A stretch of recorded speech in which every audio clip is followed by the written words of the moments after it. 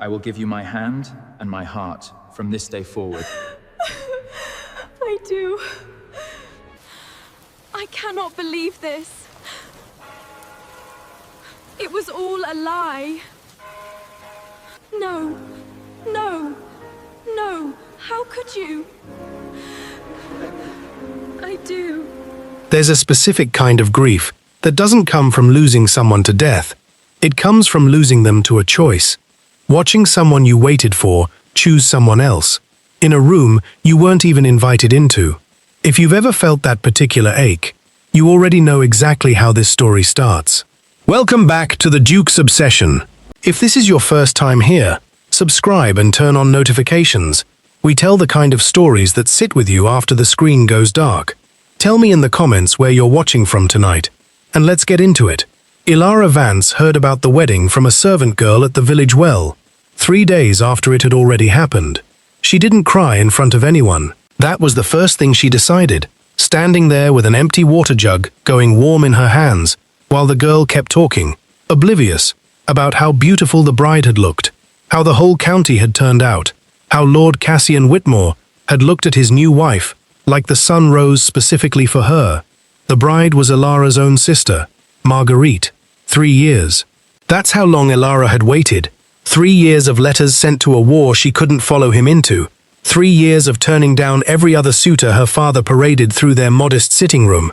3 years of telling herself that a man who wrote "I think of you" every single night, in careful, tired handwriting from a field camp 2 counties over, was a man worth waiting for. He'd come home 11 weeks ago, she knew that much. What she hadn't known, what nobody had thought to tell her, in a household that suddenly seemed very good at silence, was that within a month of his return, he'd proposed to Marguerite instead. Not written to Elara to explain, not visited to say it to her face, just married her sister, quietly, in a small ceremony their own mother had apparently helped arrange, while Elara had been in the next county, tending to a sick aunt, blissfully unaware that her entire future was being rearranged without her. If you've never experienced a betrayal that didn't come with a warning, the kind where you're the last to know something everyone around you seemed to have already accepted, you might not understand how much quieter that kind of pain is. There's no confrontation to have, no villain to shout at, just a slow, sick realization that the people who were supposed to protect you decided, somewhere along the way, that your feelings were the easiest thing to sacrifice. Elara went home that evening and packed one trunk. She didn't wait for her mother to return from the Whitmore estate, where she'd apparently taken up near-permanent residence, helping her favorite daughter settle into her new title. She left a short note, not bitter, just final, and took the early coach to her aunt's house in Belmere, the same aunt she'd been nursing weeks earlier, and didn't look back. She built a life there, a small one, honest work as a seamstress whose careful, patient hands turned out to be good for far more than mending. Within 2 years, ladies from 3 counties over were requesting her work by name. She didn't write to her family. They didn't write to her either, which told her everything she needed to know about how much her absence had actually been missed. For 2 years, that was enough. A quiet life, built entirely by her own hands, far from a sister who'd taken what was hers, and a mother who'd helped her do it. There's a particular kind of healing that happens in obscurity, away from anyone who remembers who you used to be. Nobody in Belmere knew Elara Vance as the sister who got left behind.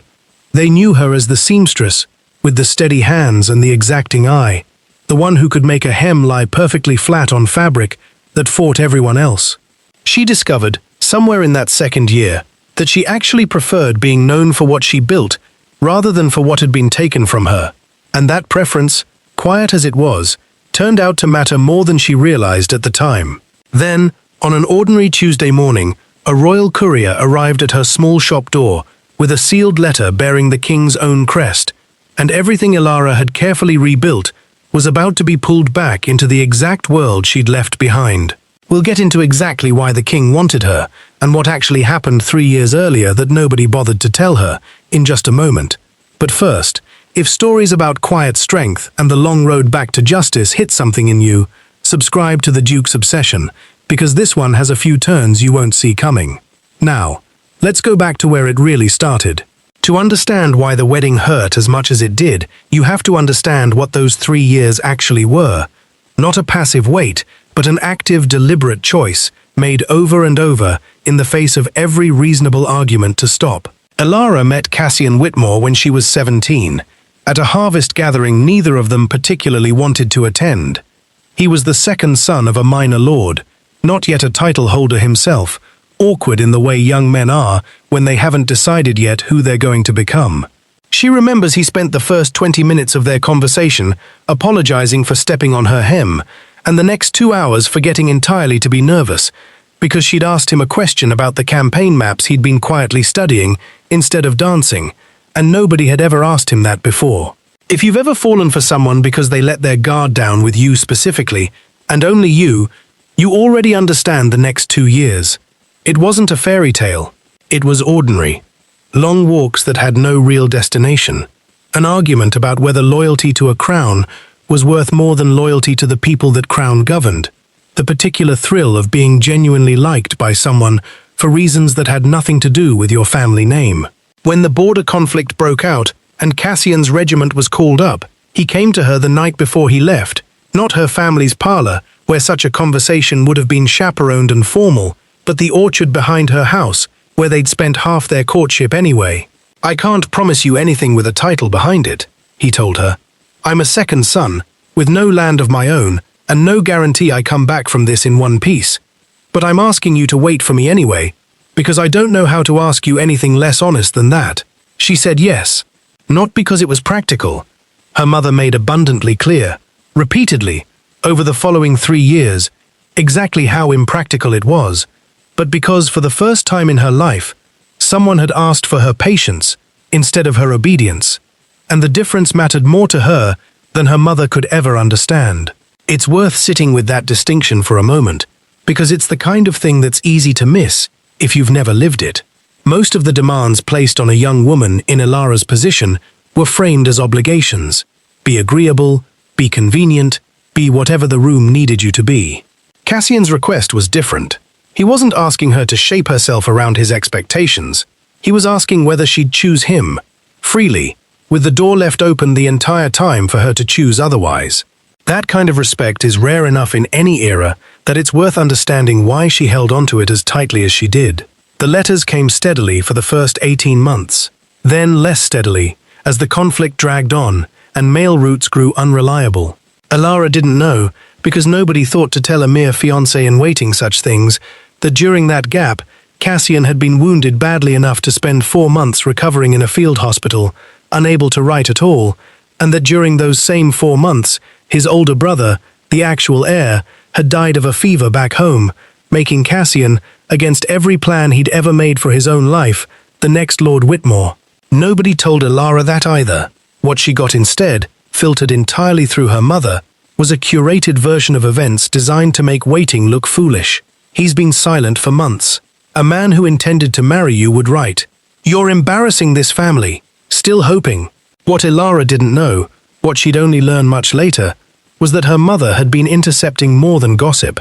She'd been quietly cultivating a different plan entirely, one that had nothing to do with which daughter Cassian actually loved, and everything to do with which daughter would make the better Lady Whitmore, now that a title was suddenly, unexpectedly, attached to his name. This is the part of the story that's uncomfortably common, even outside of any particular time period. A parent deciding, without ever quite admitting it out loud, that one child's future is simply worth more than another's. Not because of who that child actually is, but because of how well she photographs at a dinner party, how easily she laughs at the right moments, how little friction she causes in a room. Marguerite had always been the daughter their mother found easier to manage. Elara had always been the daughter who asked too many questions. When Cassian finally returned home, wounded, grieving his brother, and suddenly responsible for an entire estate he'd never wanted, her mother made sure he arrived to a household where Marguerite was conveniently, constantly present, and where Elara, away tending a sick aunt on a trip her mother herself had arranged, was nowhere to be found. We'll get to exactly what Cassian was told, and why he believed it, in the next part, because he's not the villain this story makes him look like at first glance, and understanding what actually happened matters more than just being angry at him. Before we continue, if you want more stories that go past the obvious version of events and into the real reasons people make the choices they do, that's exactly what we do here at the Duke's Obsession. Subscribe, and let's keep going. Cassian didn't come home a whole man. He came home walking with a cane he hated, carrying the particular guilt of a soldier who'd survived a fever that killed men beside him, and grieving a brother whose funeral he'd missed by 6 weeks because the roads home had been impassable. He asked about Elara within his first week back. Her mother told him, gently, sympathetically, exactly what she'd need him to believe. That Elara had grown tired of waiting somewhere around the 2nd year, had quietly begun accepting the attentions of a merchant's son 2 villages over, and had, out of some sense of guilt, avoided being present for his homecoming rather than face him with the truth. It wasn't entirely fabricated, which is what made it so effective. There had been a merchant's son who'd called on Elara twice, out of politeness, and whom she'd turned away both times without a second thought. Her mother took that thin thread and wove an entire tapestry out of it, one detailed and plausible enough that a grieving, wounded man with no reason yet to distrust his own future mother-in-law had no real cause to question it. Marguerite, for her part, wasn't quite the villain the servants' gossip made her out to be either, though she certainly benefited from staying quiet at the exact moment's honesty would have cost her something. She'd always cared for Cassian, in the uncomplicated way a younger sister sometimes envies whatever her older sister has. When their mother began arranging opportunities for Marguerite to be present, sympathetic, and comforting during Cassian's difficult recovery, Marguerite told herself she wasn't doing anything wrong. She was simply being kind to a grieving man, and if kindness happened to become something more, well, that wasn't really her fault, was it? That's the quiet mechanism behind a lot of family betrayals. If you strip away the drama, nobody has to tell a single outright lie. They just have to arrange the truth selectively enough and let everyone else's reasonable assumptions do the rest of the damage. It's a mechanism that shows up far outside of noble estates and war-torn courtships too. In ordinary families, ordinary breakups, ordinary misunderstandings that snowball because one person decided, quietly, that managing the narrative was easier than telling the truth. The most damaging lies are rarely the dramatic, obvious ones. They're the ones built out of half-truths and convenient omissions, delivered by people who could tell themselves, right up until the very end, that they hadn't technically lied at all. By the time Cassian proposed to Marguerite, 7 weeks into believing Elara had moved on entirely, he genuinely believed he wasn't betraying anyone, just accepting comfort from a family he'd once hoped to marry into anyway, from a woman who'd apparently always cared for him, once the daughter he'd actually promised himself to had stopped waiting. The wedding happened fast, in the way grief-driven decisions often do. Cassian needed an heir, needed stability, needed something solid to hold on to after a year that had taken his health, his brother, and apparently his fiancée, all at once. Marguerite was there, willing, and their mother made absolutely certain nothing slowed the arrangement down long enough for anyone to ask an inconvenient question. Elara found out from a servant at a well. That's how thoroughly she'd been erased from her own story. Here's the uncomfortable truth this part of the story is really about. Most betrayals like this one aren't committed by monsters twirling mustaches in the dark. They're committed by ordinary, frightened, grieving people, each one telling themselves a version of events just convincing enough to let them sleep at night, while the one person who deserved an honest conversation gets left with nothing but a note and a coach ticket out of town.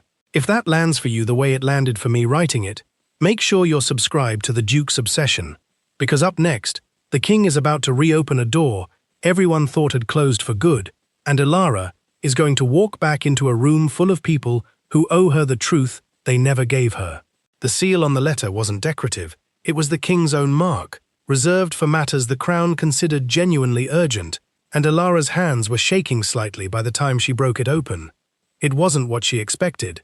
There was no mention of Cassian, no mention of her family at all. The letter was formal, direct, and entirely about her work, specifically about a commission she'd completed 8 months earlier for a visiting duchess. Ceremonial robes so precisely and beautifully constructed that the duchess had apparently shown them off at court, where they'd caught the eye of the queen herself.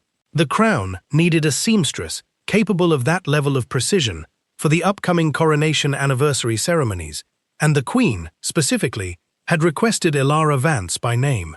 It's worth pausing on this, because it matters for what this story is really about. Elara wasn't summoned back because of Cassian, or Marguerite, or any lingering family drama.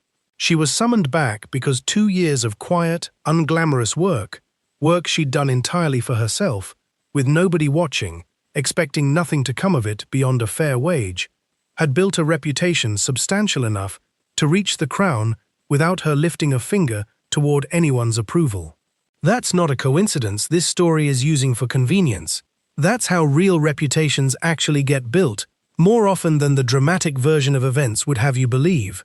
Not through one grand gesture, but through years of consistent, careful work that eventually speaks for itself, whether or not the person doing it ever expected an audience. It's a pattern worth naming, because it applies well beyond seamstresses and royal courts. The people who quietly master their craft, without chasing recognition, are often the ones who end up with the most durable kind of reputation, the kind built on repeated proof rather than a single impressive moment. Elara hadn't done a single thing in those 2 years with the goal of being noticed by anyone in her old life. She'd simply kept showing up, kept doing careful work, kept refusing to cut corners even when nobody was checking. The recognition arrived as a byproduct of that consistency, not as its purpose. The court, as it turned out, was in Whitmore County that season. The king's traveling court made a habit of settling near whichever noble family currently held the most political relevance, and Cassian's unexpected inheritance had made the Whitmore estate exactly that for the moment, which meant Elara's summons wasn't just back into royal favor, it was back into the exact house, the exact county, the exact family she'd spent 2 years deliberately staying away from. She almost declined, sat with the letter for 2 full days, turning the decision over, before landing on the thing that finally settled it. She'd built this reputation entirely on her own, without a title, without her family's help, without anyone's permission. Walking away from the opportunity now, just to avoid an uncomfortable reunion, would mean letting the fear of that room still control her, 2 years after she thought she'd left it behind for good. So she went, not for Cassian, not for her mother, for the version of herself who'd left with 1 trunk and a short note, and who deserved to walk back in on her own terms, in a role nobody in that family had handed her. The reunion happened in the Whitmore estate's main hall, in front of enough witnesses that nobody could later pretend it hadn't gone exactly the way it did. Cassian was the one who saw her first, older, still walking with a slight favor to one leg, and for a moment genuinely unable to speak. Elara. Her name, after 2 years of silence, landed heavier than either of them expected. "Lord Whitmore," she said, formal and even, and watched something in his face crack slightly at the distance in it. Marguerite appeared moments later, and to her credit, whatever her earlier failures of honesty had been, she didn't pretend the moment was comfortable. "You look well," she managed, which was true, and also entirely inadequate for everything sitting unspoken between them. Their mother, notably, said nothing at all. Some silences are just guilt, with nowhere left to hide. Elara didn't come for an apology. She'd made peace with the fact that one might never fully come. But she also wasn't going to spend her time in that house pretending the last 3 years hadn't happened. And when Cassian asked, quietly, if they could speak privately before the court's business began, she agreed, not for closure she needed from him, but because she'd finally earned the right to hear the truth on her own terms, instead of second-hand from a servant at a well. That conversation, what he finally admitted, what she finally said back, is where this story either becomes a tragedy or something worth all that waiting. Before we get there, if you've ever had to walk back into a room that once hurt you, on your own terms instead of anyone else's, you know exactly why this next part matters. Subscribe to the Duke's Obsession, and let's finish this one together. They talked in the estate's library, the same room where, years earlier, a much younger Cassian had once shown a 17-year-old Elara his campaign maps and forgotten to be nervous around her. The irony wasn't lost on either of them. He told her everything, what her mother had said, what he'd believed, the exhaustion and grief that had made him too willing to accept a convenient story instead of demanding to hear it from Elara directly, the way he should have from the start. He didn't try to make it sound better than it was. "I should have come to find you myself," he said, instead of trusting a version of events second-hand. That's mine to carry, not yours. Elara listened to all of it, without interrupting. The way she'd learned to, over 2 years of building a life where nobody owed her an explanation, and she'd stopped expecting one. When he finished, she said the thing she'd actually come there to say, the thing that had nothing to do with forgiving him and everything to do with finally being heard. I waited 3 years because I believed you were worth waiting for, not because I needed you to make me a Lady Whitmore. I would have waited just as long if you'd come home with nothing but that cane and no title at all. The part that actually hurt wasn't that you married Marguerite. It's that nobody in this house thought I deserved to hear the truth from someone who actually loved me, instead of finding it out from a girl at a well. Cassian didn't try to argue with that. There wasn't an argument to make. I can't undo what happened, he said. I'm married to your sister. I have a responsibility to her now, whatever the circumstances that got us here. But I needed you to know the truth wasn't that I stopped loving you. It's that I was lied to by people who should have protected both of us, and I was too broken at the time to ask enough questions. It's tempting, in a story like this, to give you the version where everything gets undone, where the marriage dissolves, where Elara and Cassian ride off together, where 3 years of waiting finally gets the fairy tale payoff it seems to deserve. That's not what happened, and honestly, I think the real ending is more worth telling. Elara didn't come back for Cassian. She came back for her own reputation, her own work, her own hard-won place in a world that no longer needed her family's approval to matter. She completed the royal commission with the same careful precision that had gotten her summoned in the first place, and the Queen herself requested her services again the following year, this time, permanently, as head seamstress to the royal household, a position that came with its own title, her own household staff, and an income that made her old life in Belmere look modest by comparison. She and Cassian settled, over time, into something neither of them had words for at first. Not romance, not friendship exactly, but a quiet, careful respect between two people who'd once loved each other honestly and had that honesty stolen by people who should have known better. Marguerite, to her credit, eventually found her own kind of courage. She confronted their mother directly about what she'd done, something Elara herself never got the satisfaction of hearing, and the relationship between mother and daughters never fully recovered, which, given everything, felt less like a loss and more like a long overdue accounting. Here's what I think this story is actually about. Underneath the waiting and the wedding and the king's letter, sometimes the reward for loyalty isn't the person you were loyal to. Sometimes it's the version of yourself you become while waiting. The patience, the skill, the quiet strength you build in rooms nobody's watching, that eventually gets you somewhere far better than the ending you originally hoped for. Elara didn't get the marriage she waited 3 years for. She got something arguably more valuable, a life built entirely on her own terms, in a world that finally saw her for exactly who she was, with nobody's permission required. There's a temptation, watching stories like this, to measure Elara's 3 years of waiting as time lost, as though the only worthwhile outcome would have been the wedding she originally hoped for. But nothing about those years was wasted. The patience she practiced waiting for Cassian was the same patience that let her rebuild a life from nothing in Belmere.